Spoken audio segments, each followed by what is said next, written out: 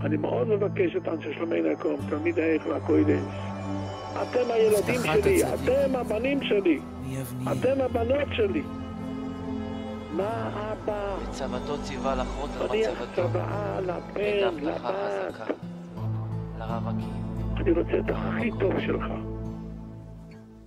לאחר הסתלקותי לילה, כשיבואו אל קברי, יתעוררו בתשובה שלמה, וימשיכו לעצמם ישועות ופלאות בעזרתו יתברך, ויהיה להם למליץ יושר בשמיים, ולא אנוח ולא אשקוט, עד שיהיה למי שבא אל קברי להתפלל וללמוד ישועה שלמה מן השמיים.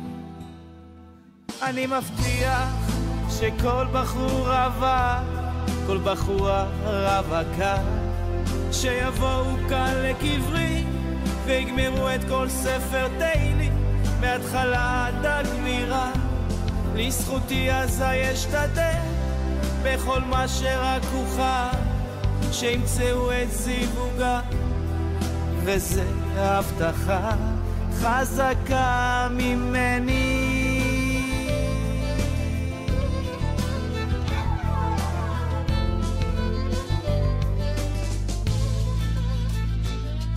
ובפרט בחור או בחורה שצריכים למצוא את זיווגם, אם יבואו אל קברי ויאמרו את כל ספר תהילים בלי להפסיק, אני מבטיח להם שימצאו את זיווגם מן השמיים, ואני חזק בזה מאוד, ולא אנוח ולא אשקוט, עד שיהיה למי שבא אל קברי להתפלל וללמוד ישועה שלמה מן השמיים.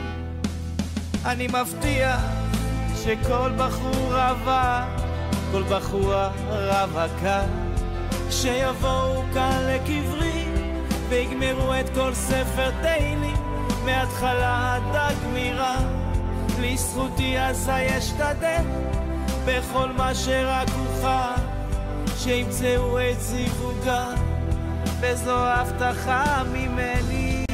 תתארו לעצמכם, אני מדבר עכשיו מהשמיים, מלמעלה, אני כבר שמה, ואני אומר לכם פה למטה, אני מבטיח שכל בחור רווק, כל בחורה רווקה, שיבואו כאן לקברי ויגמרו את כל ספר תהילים מההתחלה עד הגמירה, לזכותי אזי אשתדל בכל מה שרק אוכל, שימצאו את זיווגם, וזו הבטחה ממני,